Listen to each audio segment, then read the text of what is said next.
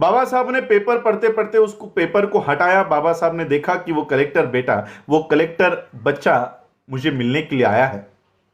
बाबा साहब ने पेपर बगल में रखा और उस कलेक्टर से कहा कि तुम अब नए नए कलेक्टर बने हो। कलेक्टर ने कहा कि जी मैं अभी कलेक्टर बना हूं। बाबा साहब ने कहा कि शासन ने आपको लाल बत्ती की गाड़ी दी होगी। कलेक्टर ने कहा हाँ मुझे लाल बत्ती की गाड़ी दी है। बाबा साहब ने कहा एक काम किया करो, हफ्ते में एक बार या 2 हफ्ते में एक बार जैसे आपको समय मिले उस गाड़ी में बैठकर आप जिस बस्ती में रहा करते थे, जिस घर में आप रहा करते थे, उस बस्ती में एक बार उस गाड़ी में बैठकर चक्कर मार के आया करो।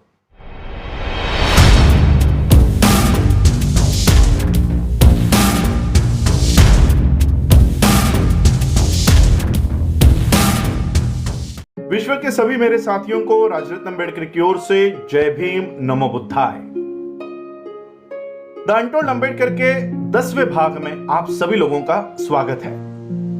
यह बात उस समय की है जब डॉक्टर बाबा साहब अम्बेडकर कानून मंत्री के पद पर विराजमान थे। उस समय जब डॉक्टर बाबा साहब अम्बेडकर इस देश के कानून मंत्री थे, उस समय अनुसूचित जाति का एक लड़का ये आईएएस की परीक्षा पास होकर कलेक्टर बन गया था।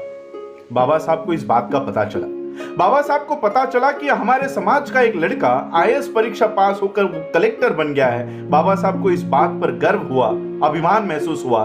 बाबा साहब ने अपने कार्यालय से ये मांग की कि उस कलेक्टर को बुलवाया जाए और बाबा साहब अम्बेडकर जी से एक मुलाकात बाबा साहब अम्बेडकर जी के घर पे तय हुई।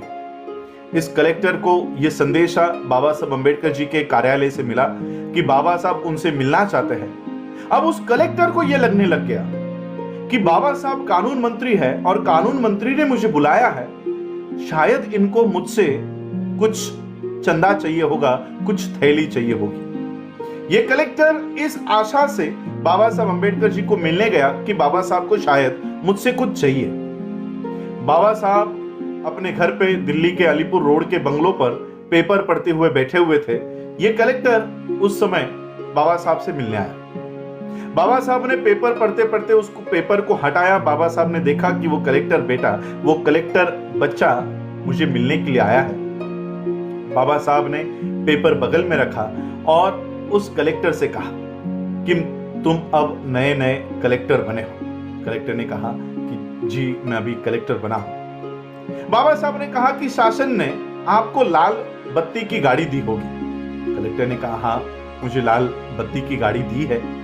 बाबा साहब ने कहा एक काम किया करो, हफ्ते में एक बार या 2 हफ्ते में एक बार जैसे आपको समय मिले उस गाड़ी में बैठकर आप जिस बस्ती में रहा करते थे, जिस घर में आप रहा करते थे, उस बस्ती में एक बार उस गाड़ी में बैठकर चक्कर मार के आया करो। कलेक्टर ने कहा ठीक है और बाबा साहब अपना पेपर पढ़ने में फिर बिजी हो गए। आधे घंटे के बाद, 40 मिनट के बाद जब बाबा साहब ने पेपर हटाया तब बाबा साहब ने देखा वो कलेक्टर बच्चा अभी भी खड़ा है। बाबा साहब ने कलेक्टर से पूछा क्या है, क्यों खड़े हो? तो कलेक्टर ने बाबा साहब को कहा कि बाबा साहब आपने मुझे मिलने के लिए बुलाया था, आपको शायद मुझसे कुछ चाहिए था। बाबा साहब को पता चल गया कि इसके दिमाग में क्या चल रहा है। बाबा साहब ने उस कलेक्टर को बिठाया और कहा कि आपको पता है मैंने आपको क्यों कहा कि आप जिस बस्ती में रहा करते थे, जिस चाली में रहा करते थे, वहां पर अपनी गाड़ी में बैठकर, लाल बत्ती की गाड़ी में बैठकर एक चक्कर लगाकर आया करो, ऐसा मैंने आपको क्यों कहा, पता है आपको? कलेक्टर ने कहा नहीं, मुझे नहीं पता कि आपने ऐसा क्यों कहा। बाबा साहब ने कहा कि जिस दिन तुम अपने गाड़ी में बैठकर, लाल बत्ती की गाड़ी में बैठकर अपनी बस्ती में जाओगे, जैसे ही तुम्हारी गाड़ी उस बस्ती में प्रवेश करेगी, कुछ औरतें वहां पर रास्तों के ऊपर कपड़े धो रही होंगी। वो कपड़े धोते धोते तुमको देखेगी। तुम्हारी गाड़ी जैसे ही आगे जाएगी, कुछ औरतें वहां पर बर्तन मांज रही होंगी। वो बर्तन मांजते मांजते तुमको देखेगी। कोई गोबर लगा रही होगी, वो गोबर लगाते लगाते तुमको देखेगी। कोई झाड़ू मारते मारते तुमको देखेगी और यह सोचेगी कि कल तक ये लड़का हमारी बस्तियों में घुमा करता था, आज पढ़ाई लिखाई करके ये कलेक्टर बन गया, वो कपड़े धोने वाली औरत, बर्तन मांजने वाली औरत, गोबर पोतने वाली औरत, झाड़ू मारने वाली औरत, वो अपने मन में ये तय करेगी कि अगर ये लड़का अगर कलेक्टर बन सकता है, पढ़ाई लिखाई करके अगर ये कलेक्टर बन सकता है, तो मेरा बच्चा भी कलेक्टर बन सकता है। ये भावना उस औरत के दिमाग में, मन में प्रवेश करेगी और इस तरह से हजारों कलेक्टर हमारे समाज में तैयार होंगे। बाबा साहब ने ये बात उस कलेक्टर से कही। आज मुझे आप बताइए, क्या बाबा साहब की इस बात के ऊपर हमारे समाज से निकले हुए कलेक्टर क्या आज बाबा साहब की इस बात को फॉलो कर रहे हैं? हमारे बस्तियों में से निकले हुए कलेक्टर, आईएएस ऑफिसर्स, आईपीएस, वकील, इंजीनियर, डॉक्टर क्या फिर से कभी उस बस्ती में आए?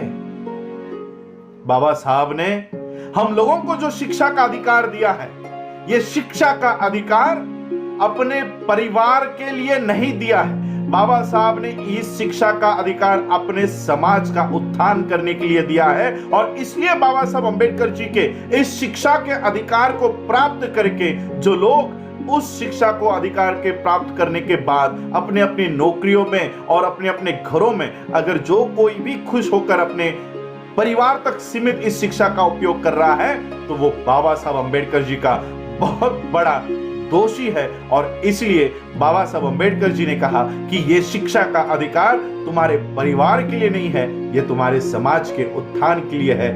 ये एक बाबा साहब की अनकही बात आज भी बहुत सारे आईएएस, आईपीएस, डॉक्टर, इंजीनियर और वकीलों को पता नहीं है कि ये शिक्षा का अधिकार, ये कलेक्टर पद, ये हमारे परिवार के लिए नहीं तो समाज के उत्थान के लिए है। यही आज के एपिसोड में आप सबसे बताने के लिए मैं आया हूं। आप लोगों ने मुझे सुना, उसके लिए आभार। जय भीम, जय भारत, जय बुद्ध।